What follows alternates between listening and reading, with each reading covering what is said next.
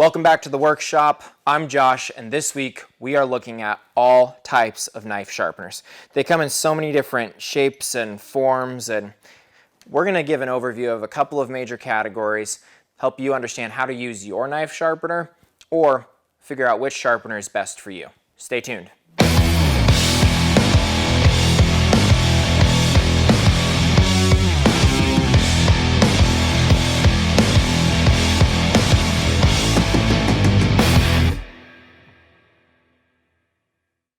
Hello, welcome to my shop. I'm Kyle Crawford, Worksharp Brand Manager. As Josh noted, there is countless ways to sharpen a knife. What I'm going to cover here is a quick overview of the manual sharpening category and things to consider when you're looking for your next manual sharpener. What I've done here is broken down sharpeners into 4 core categories. We've got our pull-through sharpeners, our benchtop BENCHSTONE sharpeners, benchtop angle control sharpeners, and jig and clamp sharpeners. Starting with the pull-throughs, there's 2 form factors that you're going to see that are really common. Sharpeners with a handle that provide a stable kitchen countertop or shop workbench sharpening experience, or those that are more compact and fit in your pack, your tackle box, your toolbox, even your pocket. The technology is all very similar in that most of these pull-through sharpeners are using a carbide slot to pull your knife through for that first stage of sharpening, and then use a secondary stage for ceramic honing. So you're pulling through a carbide, you're pulling through a ceramic. Very quick and easy to use. They create a functional working edge, and this category of sharpener is very modestly priced. So the point of entry is very easy and very low cost.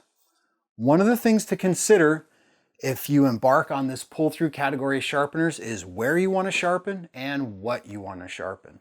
These form factors are more stable on a countertop.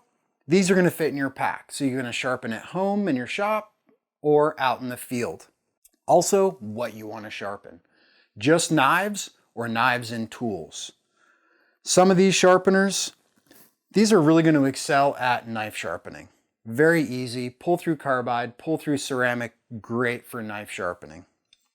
But if you want to sharpen more than that, some of these other sharpeners start to bring added features where you can sharpen scissors, lawn and garden tools, a wide range of cutting implements.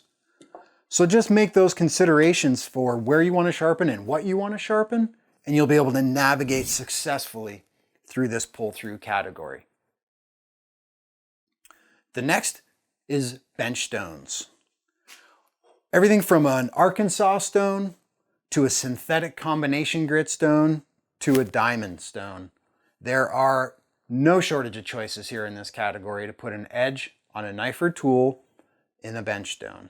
Things to consider here again are where you want to sharpen. Do you want to be on your bench top so that you would pursue a more stable benchtop platform sharpener? Or do you want to bring that sharpening experience out in the field and you have something more compact that can fit in your pack, your tackle box, your toolbox, or throw in your side pocket on your Carhartts when you're out working in the yard? Price points vary greatly here. You can get a very cost-effective, low-priced whetstone that'll certainly put an edge on a knife. You can also go the other way and spend hundreds of dollars on just a single grit stone. So there's a lot of choices to be made here with price point. And what you're buying within that price point is different materials or different levels of quality. From a skill level standpoint, these are going to require more skill. Most of these require you, the user, to have that skill to maintain the edge angle. As you can see, these are all just flat stones that you introduce your knife to. The WorkSharp solution here, like the guided sharpening system and the guided field sharpener, yes, guides. We are providing that edge angle for you so that you can start to establish and learn that edge angle you want to create that muscle memory. So there are high and low skill solutions within the category. And then from an edge performance standpoint, you can get incredibly keen edges off these solutions, but it will require multiple grits. such as this one here. There's 3 grits from coarse, medium, and fine to shape, sharpen, and hone your knife. You will not be able to get that incredibly keen edge using just a single grit. Also, the field sharpener has coarse and fine diamond, ceramic to hone, a leather strop. So it's going to bring you from that shaping and repair all the way through that final edge refinement on a strop. So there's something here for everybody from a price, skill, and performance standpoint. So I hope that helps bring you in the right direction for which way you would like to pursue your benchstone sharpening. For those looking for a little bit more angle control and precision, there are some benchtop solutions that bring geometry into the product for you. This solution here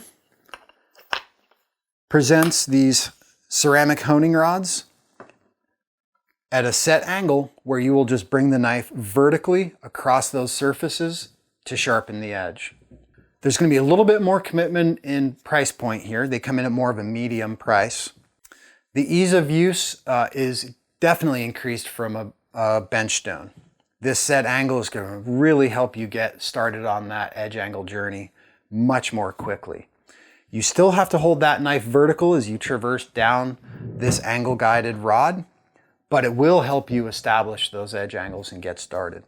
From an edge performance standpoint, you can create and maintain incredibly keen edges on these types of solutions, but they do tend to lean more towards finer grit abrasives. So it's about maintenance here. Daily, every other day, frequently maintain your knife on these solutions to keep that edge and peak performance. If it starts to degrade or gets damaged, these medium and fine grit solutions can be a real challenge to establish that sharp edge again and or get any damage out. Lastly is the jig and clamp family. This is where you're going to find precision and repeatability. These solutions provide a clamp to set your knife, different edge angles, and multiple grit abrasives. So you can clamp your knife, set your edge angle, traverse the abrasive across your edge, and move from coarse to fine grit abrasives. Again, these are going to be a step up in your commitment in your sharpening equipment. The point of entry here is going to be a little bit more meaningful price point, and you can go all the way up to and above $1,000 if you're looking for a very premium jig and clamp based sharpener. Now, from an ease of use standpoint, they can be easier than learning the core skill on a benchstone, but you still have to learn the mechanism, you still have to learn grit progressions, so there's still a learning curve when investing in one of these jig and clamp sharpeners. The edge angle performance can be amazing.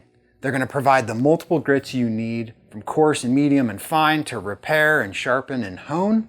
So if you spend the time and really commit to each grit progression, you can come out with incredibly keen edges. So that's this space here in jig and clamp. Easy to use, going to be modestly priced, but the performance level and the rewards can be great. So that's just a quick overview of the sharpening category in manuals. We're going to get into more detail about these specific sharpeners and get into more demonstration applications. This really just kicks off the conversation. Now, I want to hear from you. What are you using when you sharpen at home in the field? What is your experience of benchtop sharpening? How are your jig and clamps working? And what about pull-throughs? They have their place. They're a great viable solution. What are you using? Where are you successful? Where are you failing? Where can we help? Well, that's it from my shop and manual sharpeners. Back to you, Josh. Tell us about the wide range of power sharpeners available. Thanks, Kyle. So when it comes to powered sharpening, the categories are not quite as cut and dry. We'll break it down into things you would find in the shop and things you would find in the house. I guess before I say that, we should probably mention that many electric or powered sharpeners are used in commercial industries and by the knife manufacturers. These are usually large belts or wheeled type sharpeners. They may look similar to this, although there's a slightly different form factor where there's an abrasive wheel and the knife comes and makes contact with that wheel at a set angle. Belts are similar, where there's a large belt. It's usually 2 inches by 72. Those are on the commercial side. For the consumer and home use, these are more or less the form factors we're looking at. Let's dive into some of the kitchen sharpeners and see how they work and what they offer. This is typically what you'll find when looking at a kitchen knife sharpener. It's an enclosed unit with slots which guide your knife at the proper angle. The guide holds the knife in the slot as it makes contact with an abrasive. That's either a diamond wheel, an abrasive disc, or an abrasive belt. Those are designed abrasives for knife sharpening. Different features that are found among these are the quality of the guide, the quality of the abrasive, and sometimes whether or not that abrasive can be replaced or if the whole machine needs to be thrown out when that abrasive expires. Most electric sharpeners are going to come with a different set of instructions because there's a slightly different form factor. The basics are the same. You're going to shape the profile of the blade, you're going to sharpen that, and then you're going to refine or remove the burr. Some machines have 3 different slots for that, and others can do all of that with one single slot. Some sharpeners have a combination of electric and manual. They'll have an electric motor with an abrasive to shape and sharpen that blade, and then a ceramic pull-through or an offset ceramic wheel that allows for quick refinement and honing so that you can touch up your knives daily or with every use. There's a wide variety of price and expectation with electric kitchen sharpeners. I would say in general they're priced middle of the road. They require an intermediate level of skill. Although there are guides for your knife, it's important to understand how to use an electric tool. Because it sharpens faster, if used incorrectly, it can damage faster. I would also say that for the most part, they deliver functional results. I would be happy to sharpen my knife on most electric sharpeners and get right back to work. Some of them, usually dependent on price, can achieve some really exceptional sharp results, and typically that correlates to how many phases or steps and how powerful the abrasive is to truly reshape that blade rather than just touch it up. Now let's move over to sharpeners built for the workshop. With powered sharpeners in general, the abrasive is moving rather than the operator moving the knife. You still have to move the knife to make contact with the full length of the blade, but the abrasive is doing the work rather than the operator applying pressure to remove material. Now, most electric sharpeners, especially for the shop, are versions of technology that are used in large fabrication shops and knife factories where the primary abrasive is either an abrasive belt or wheel. And in this case, we've got a couple of examples. The Tormek uses a large circular water stone. It rotates through a water bath to build up a slurry and to regulate the temperature of the wheel. It removes material and the operator draws the knife across the stone. And then you finish on a leather wheel, honing that burr and leaving a refined edge. I would rate this system separate from most consumer systems because it is a little bit more intensive. This is definitely a bit more expensive. It does offer a top-of-the-line performance. It's advanced to use. There are some jigs and angle guides you can put in place, but there's some understanding that has to be taken into consideration before you walk up and sharpen on one of these systems. But it is capable of delivering some amazing results. Stones are an excellent way to create a refined edge, as it's a low grit or a high grit, I should say, abrasive that's very fine and removes material very slow. When we get into some of these others, and obviously these are all work sharp tools, but we built our tools around the belt technology that we find in knife factories, and we scaled that down to a more consumer-friendly option.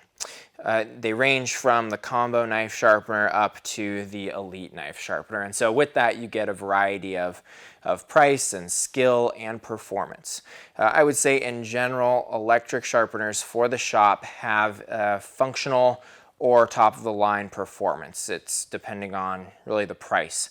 And most of the time the price is middle of the road, or you can upgrade and it ends up being a little bit more expensive. In general, these are power tools. They require a little bit of skill and understanding to use, but as any power tool, once you understand that, it's extremely functional. Overall, when it comes to electric sharpeners, these are the two main categories. And the kitchen sharpeners are going to be a little bit more clean. They're a little bit more specialized, aimed at kitchen knives and sharpening in the kitchen.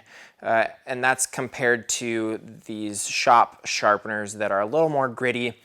They require a little bit more skill because they are more exposed, but they're also somewhat more capable. They can usually sharpen other tools as well as just knives. Beyond kitchen knives, they can sharpen outdoor knives and hunting knives, sometimes even woodworking tools, garden tools, and other things with an edge. There are hundreds of different ways to sharpen your knife. Hopefully you saw something here today that looked like a tool you have around the house. Hopefully we taught you a little bit more about that tool and how to use it. Let us know what you thought in the comments. If there's something you want to see more of, let us know. In the meantime, hit that subscribe button. We'll be here next week and you'll be the first one to hear about it. For now, I'm Josh, and I'll see you next week at the workshop. Thanks for tuning in this week. If you want to check out some of our previous videos, click the link here, or if you want to subscribe, click down here. Thanks for watching, and we'll see you next week.